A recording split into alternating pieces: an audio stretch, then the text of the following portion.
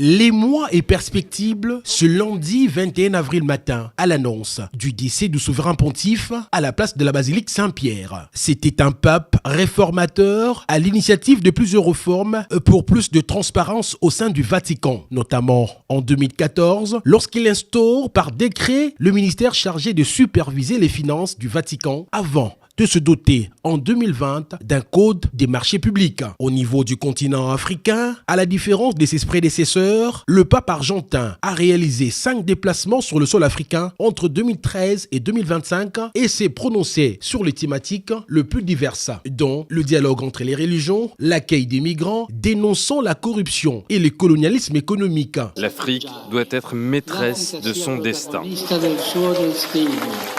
Lors de son passage à Kinshasa, en 2023, le souverain pontife ne s'est pas empêché de prendre à partie les impérialistes qui veulent continuer à tirer les ficelles dans le conflit en RDC. Ôtez vos mains de la République démocratique du Congo. Ôtez vos mains de l'Afrique. Cessez d'étouffer l'Afrique.